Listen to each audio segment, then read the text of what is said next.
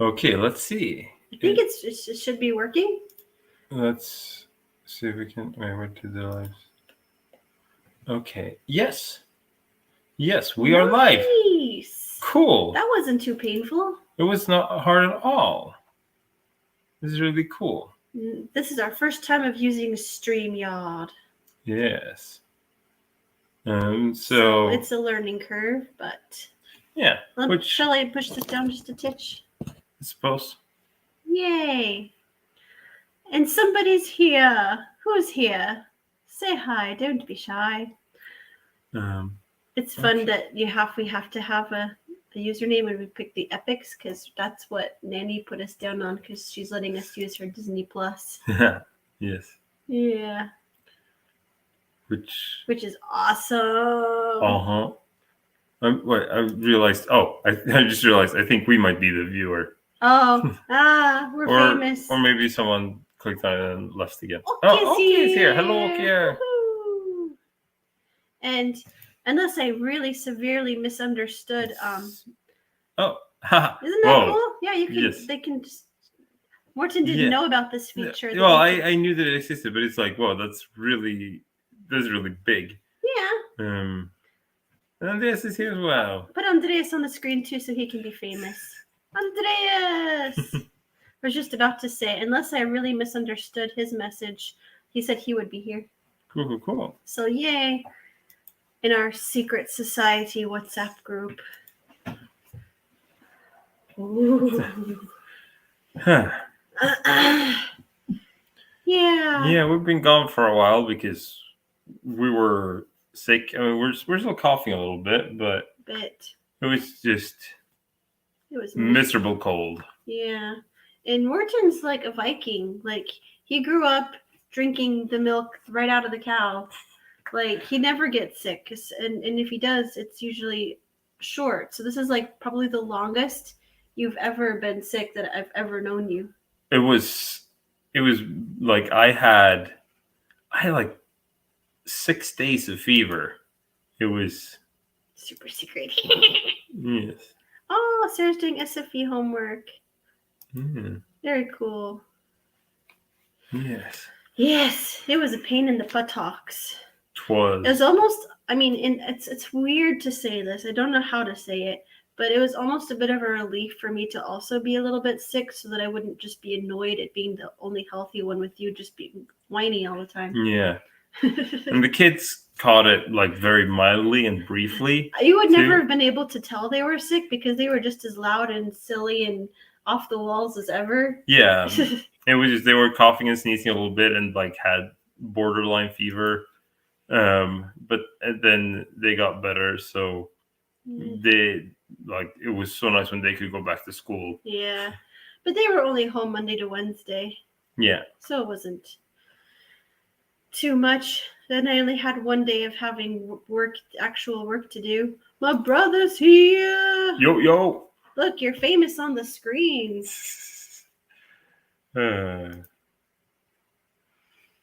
Sarah's homework is tenses. Yes. Like, wait, what's an example? Like past, present, future. Yeah, I know. Yeah. I'm trying to think of like what is a tense in Swedish. Can you give me a word to tense? Okay. So how would you say? Okay. So what is past, present, future of like Swedish word for like? I can't pick a verb. Any verb. Yes. To run. To run. I don't remember. Okay, so the present is springa. Oh, springa, springot, springande, sprunget. That was absolutely nothing correct in there. Oh man. Right. Well, I do also realize future tenses are very easy in Swedish because you don't actually change the verb to create a future. You just use a help verb. You just say will run. Oh, ska spring. Springa. Yes. Ska springa. The hard sense, the past future tense. I don't speak the language of grammar. Remember, you can put stuff on the screen. Okay, says yes. The hard sense, the past future tense Wait, is that the will have? I will have done that. Oh gosh. Oh, and Latin has the weirdest tenses of all. Oh, yes. Yes, that's a priority language for me. Dead language. Well, some point out like Latin is such an interesting sort of like corner case because there are still people who know it and use it, but it is no one's primary language. It's not like an actively used language. So it's actually like one of the like that's why it's so useful for like as a scientific language because because it it doesn't change like an actively used living language is constantly changing and evolving while Latin is like we have a good record, we know, we understand how Latin works, and it keeps working the same way, which is not true of pretty much any other language. It's like either we don't know all the rules or the rules keep changing. Yes. And Aoki was like said so like said that, and then she was like, "Ah, you said it right after I typed it." So. Yeah, and click on Andreas's thing. Finnish has 17 tenses.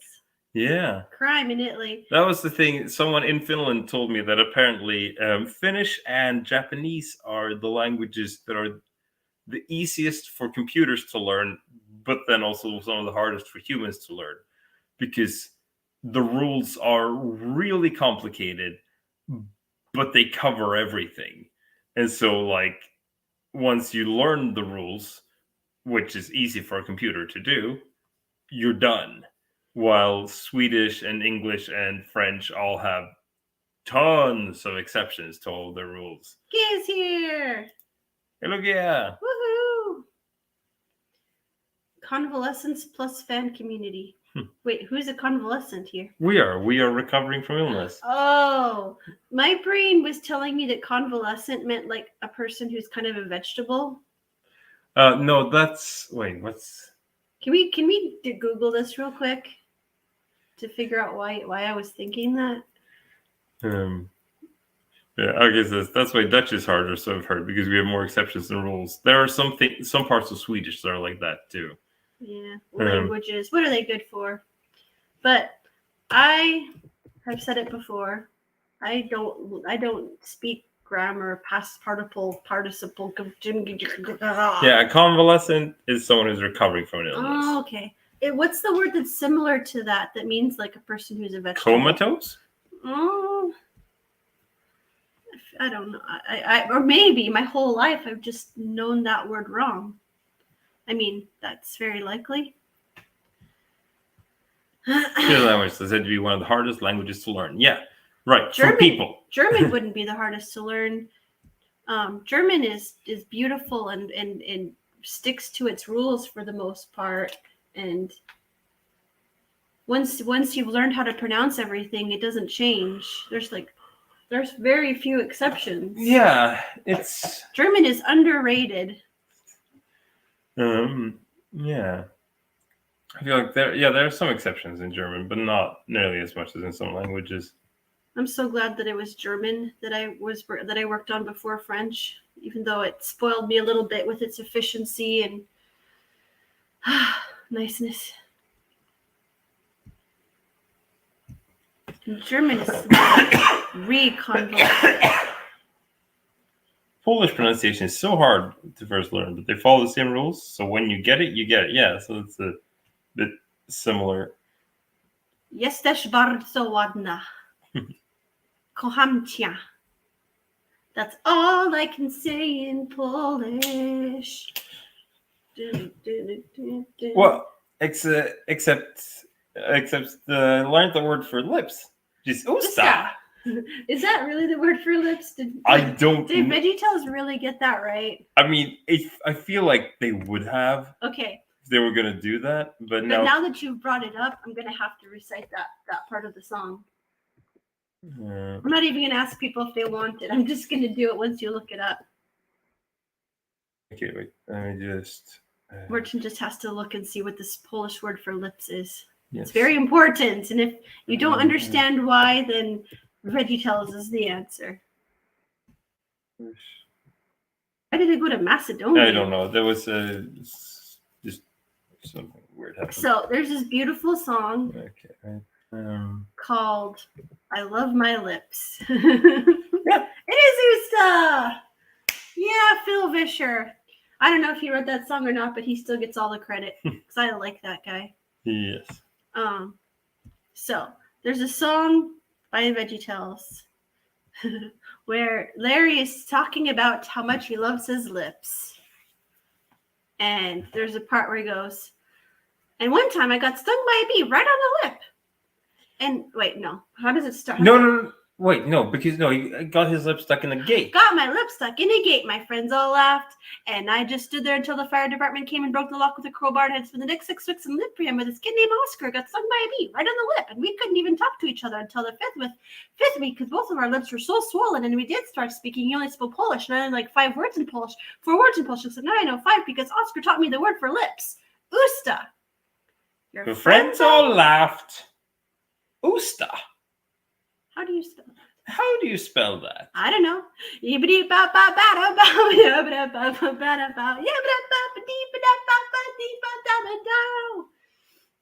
Okay. Well, we have Evelyn here. Yes. I don't know if I'm pronouncing that correctly. Who I think got dragged here by Wes? Yeah, that would be. Yes. Yes. Welcome. And this is German has 1,000 exceptions to every grammatical rule or so. At least the 14-year-old me thought. Yeah. The secret is don't dive too deep. Just learn what you need to learn to communicate. Yeah, that's unfortunately how school works. I didn't get dragged. Thank you. You don't have to lie to spare our feelings. No. But thanks. That's. You put the comment up on the thing? Yes, and Sarah's here. Sarah's here. How's the learning Swedish homework going? How is the tenses? I passed SFE, but it was a fluke, and it was years ago, and I clearly don't speak any Swedish anymore. So you're doing okay. I can communicate. Okja says. The secret is to befriend your German teacher so she'll help you. And then after 2 years, you're done and never speak of it again. Yes. I mean, I dragged myself through middle school French, switched to Italian in high school because I was like, I'm done with French. Don't ever want to touch that again. And then I ended up spending 2 years in France, full a year time. More than we thought we would. Yeah, I mean, at first we hadn't thought we were going to be there at all. Yeah. Okja asks, SFI is Swedish for internationals? Exactly. Yes. Svenska för invandrare. Yeah, so it's actually Swedish for immigrants, but it's like. But what is the word invandrare? Invandrare.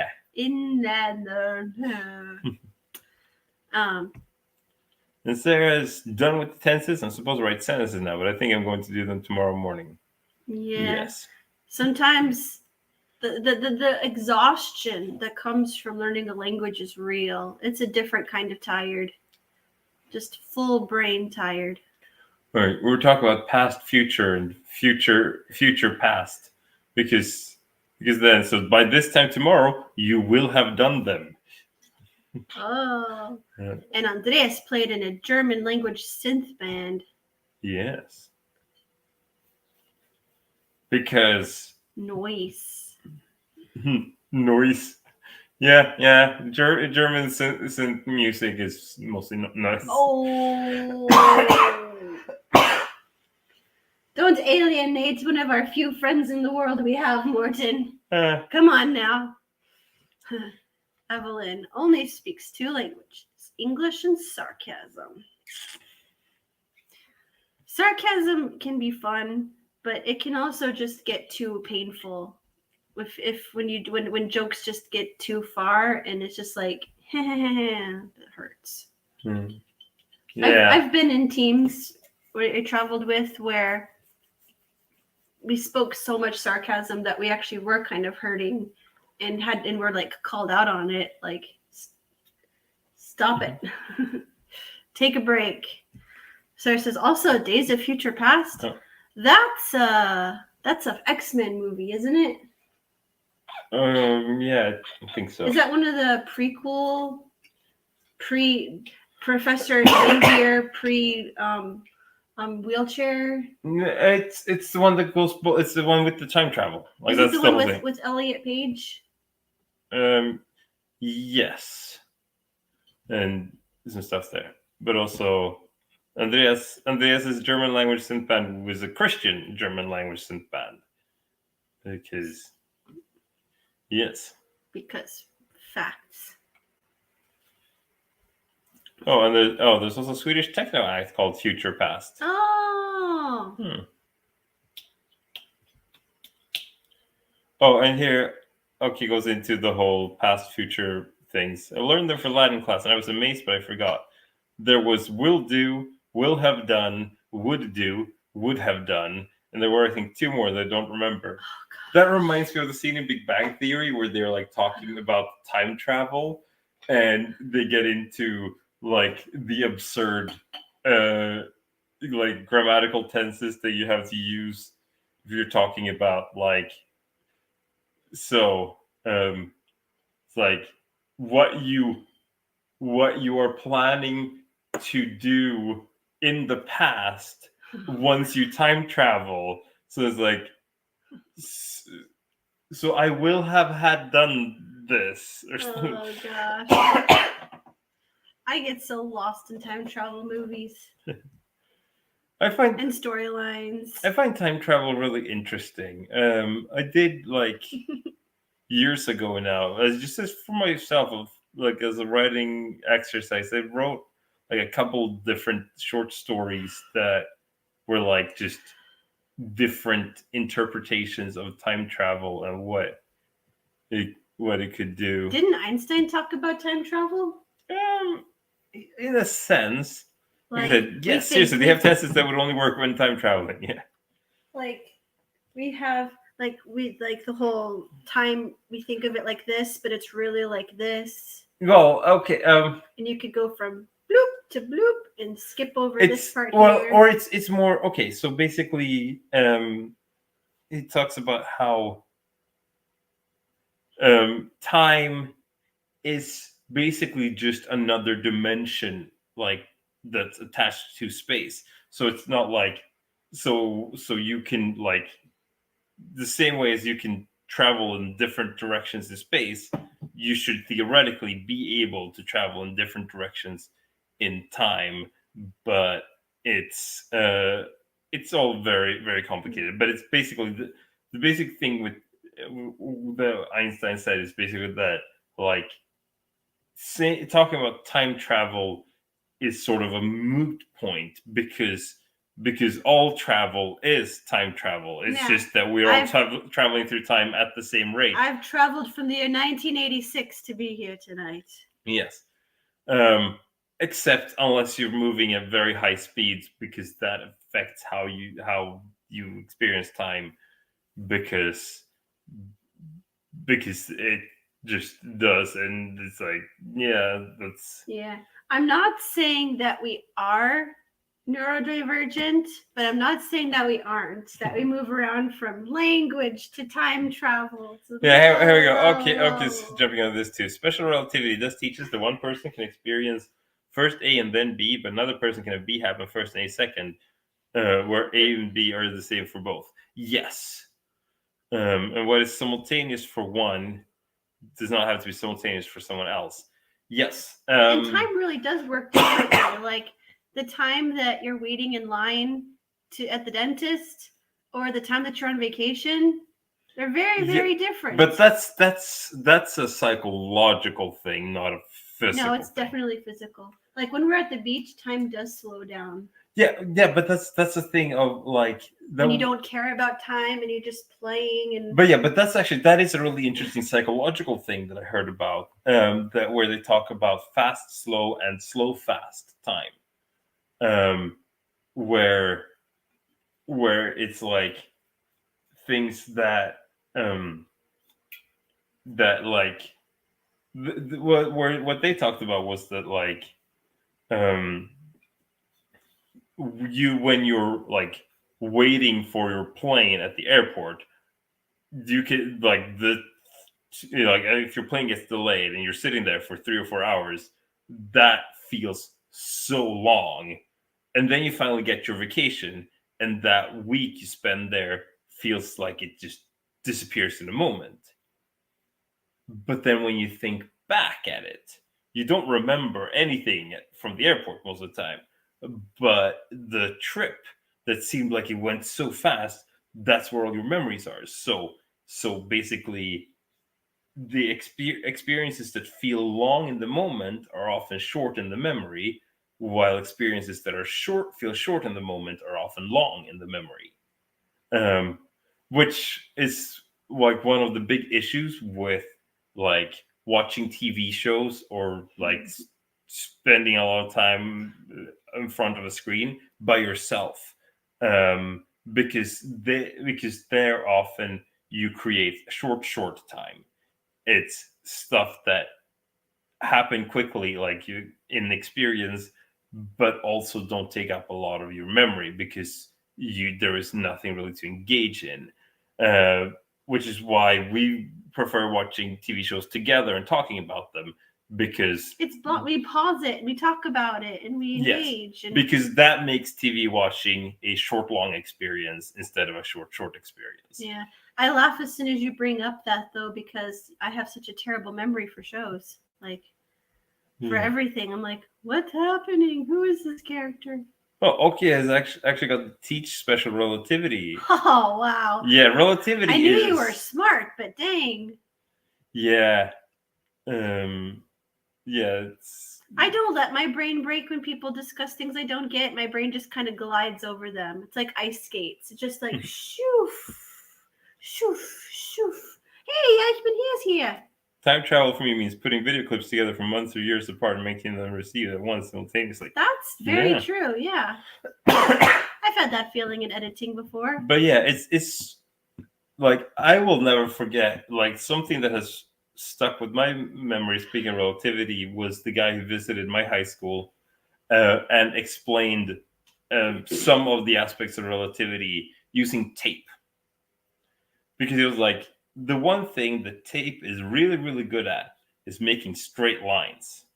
And it's like, because he was talking about the whole thing of curved space-time and like how things work, to explain, because in relativity, like in Einstein's system of relativity, gravity does not exist as a force. Gravity is just a byproduct of like when you are moving through space and time.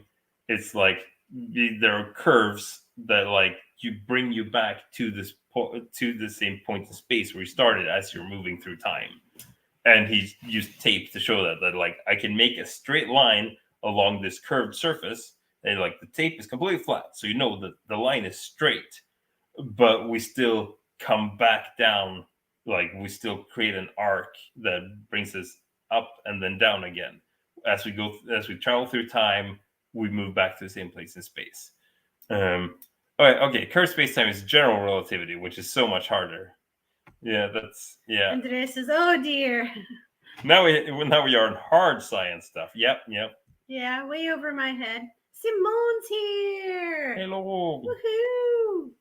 Yeah, I'm much more interested in philosophy than in science.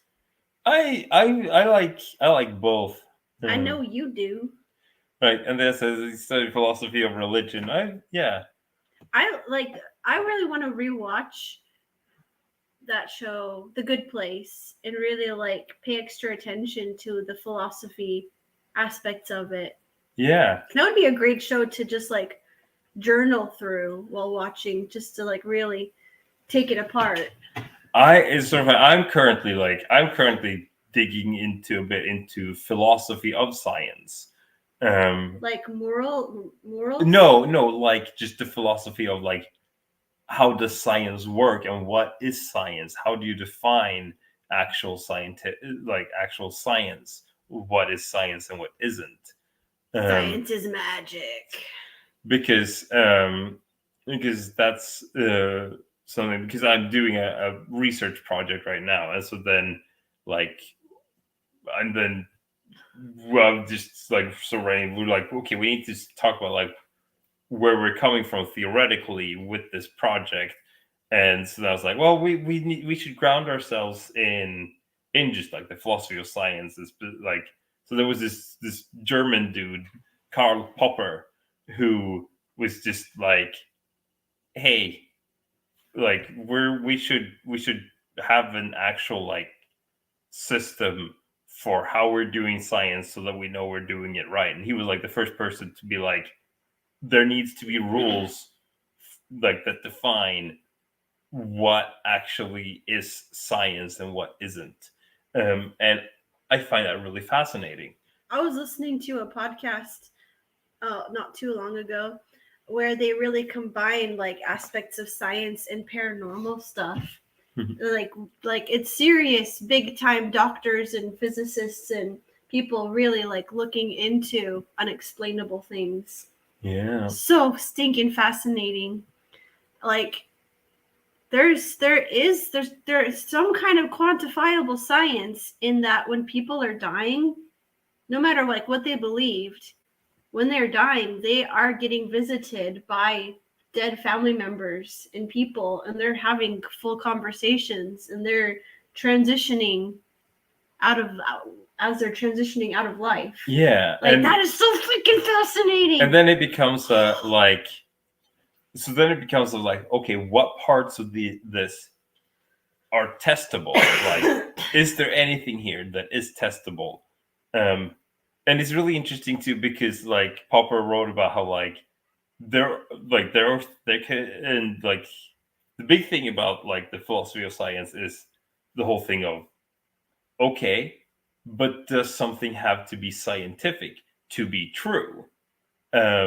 Which is like a really big thing, because and that's something that like basically has been like, you can sort of mathematically prove that there must be things which are true which cannot be proven to be true. Oh yeah. Which is like, which makes the philosophy of science just even more like complicated, because it's like, okay, so we need to have a clear system for determining what we actually scientifically know and what we don't, but we also know that we cannot have a complete system that encompasses all of knowledge, but we still have to try. It's like, My Little Pony, friendship is magic. Yes. Don't you know you are my very best friend? Yeah, that's the conversation that's been going on here. It was, science is magic, but I thought friendship is magic. TM. And My Little Pony. And they said, like, when my uncle showed me some of the micromechanics of the inner ear. Yeah, that is sort of magic. Just the way that the body works. Our bodies are freaking amazing. I'm growing a person right now. Yes. What kind of magic is this? And if you notice me, if you're ever like, I wouldn't be watching a stream of two people talking because that's boring. I'd be doing other stuff. But if you're noticing, if you're watching that I'm sometimes like, is because I getting kicks and nudges in weird places. Like the underwear zone. It's a very weird feeling to get kicked, to feel movements there. Mm-hmm. Yeah. Like I said, yeah. In math, you can prove that within a system, you can't prove the validity of that system. Yeah. There are so many, like, there are so many people who have just dedicated themselves to poking hole into like any scientific philosophy that has been created. Like, there was this one like mathematician, this scientist who was like really into this thing, set theory, who was like, everything can be collected into sets. So you can always tell how, like, there's always a way to categorize things, so you can see how they relate to each other. And then someone was like, okay, suppose we created the set. I was like, and it was like, and there are subsets, so you can have sets that are parts of other sets. And I was like, okay, suppose we had the set of all sets which do not contain themselves. Does it contain itself?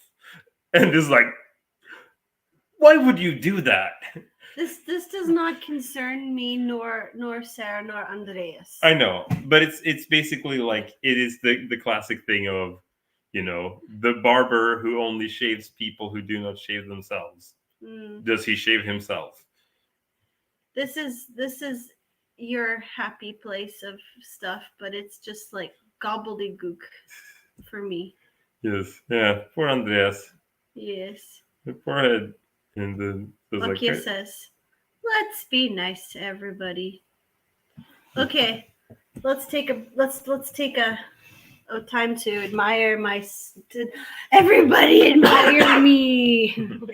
Like I said, the thing is, you always need to make assumptions, and what assumptions you start with will dictate where you end up. Yep, that is the big question. My shirt doesn't fit. You're just slightly Winnie the Poohing. For good reason. But yes, but what's something nice and fluffy that we could talk about for a few minutes to do a palate cleanser of all this science gobbledygook? I don't know.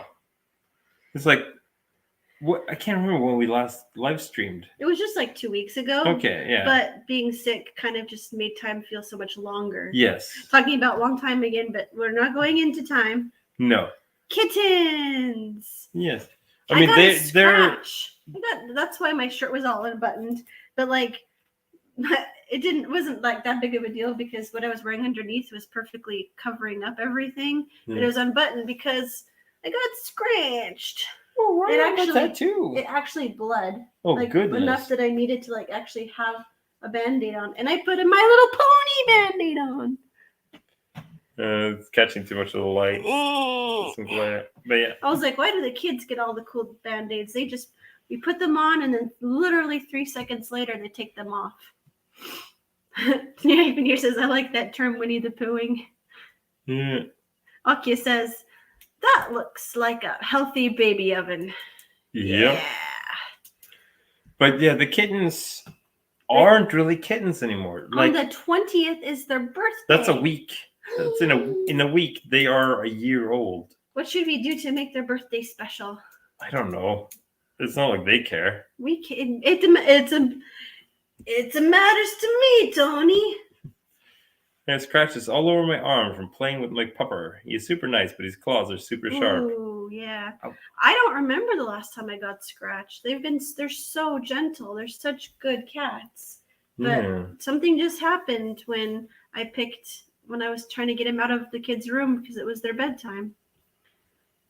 So I'd forgotten what that felt like. Yeah. Yes. I'm going to bring a baby over. Hopefully I won't get scratched.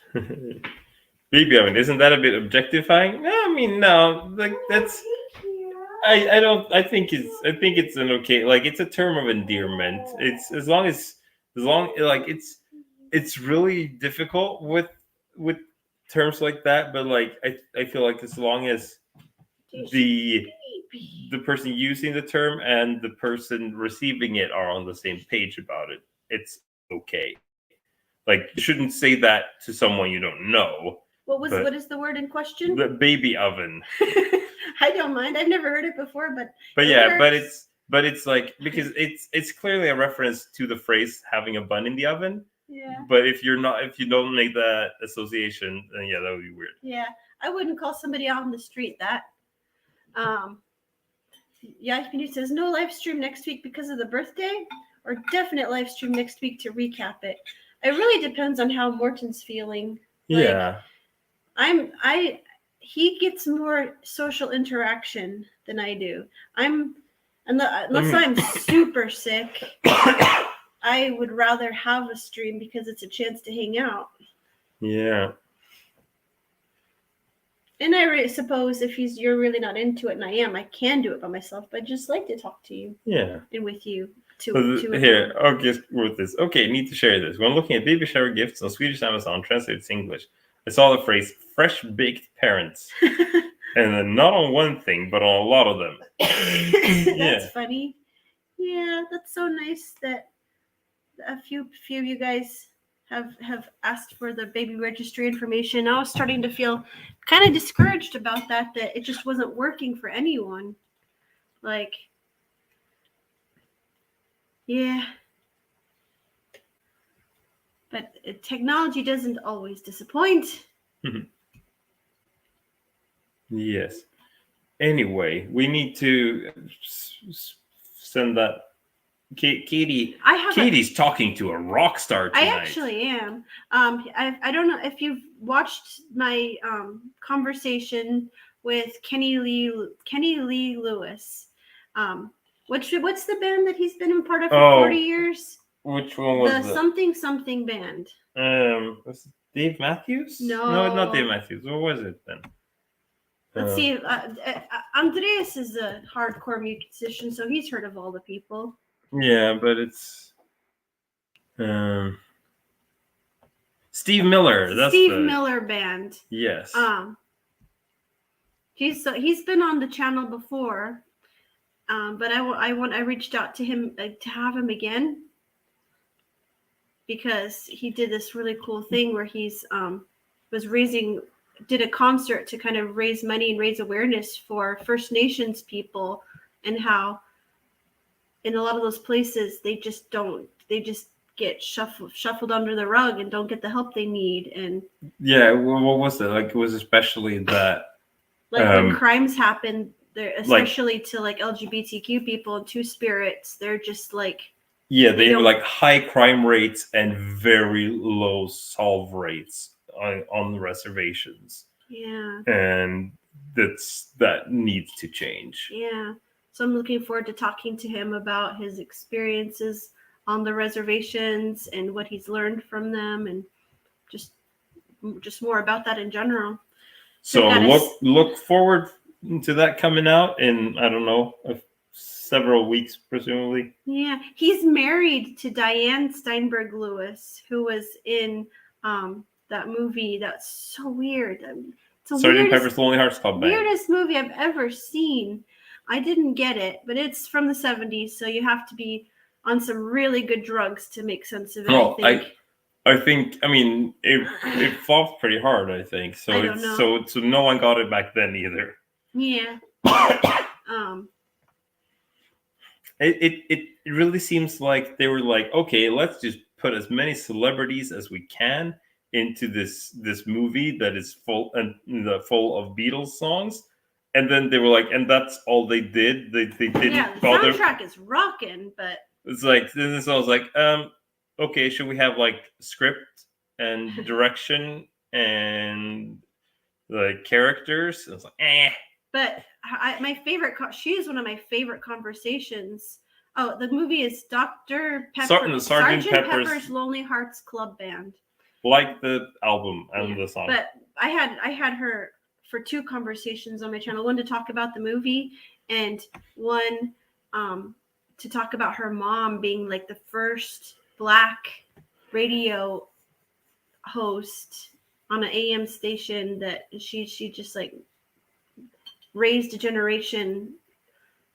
Jean the Queen. Such a cool conversation. So yeah.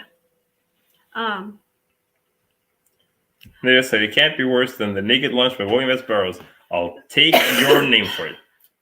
Sergeant Pepper's Lonely Hearts Club Band. Yeah. It's a Beatles song. She plays, the lady I talked to plays Lucy in the Sky with Diamonds. Lucy in the Sky. It's great music. Does not make sense. But yeah, we're gonna email him that link, and I'm gonna set up my signs. Got to get these down.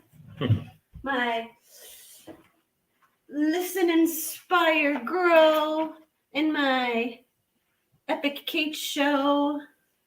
Yes.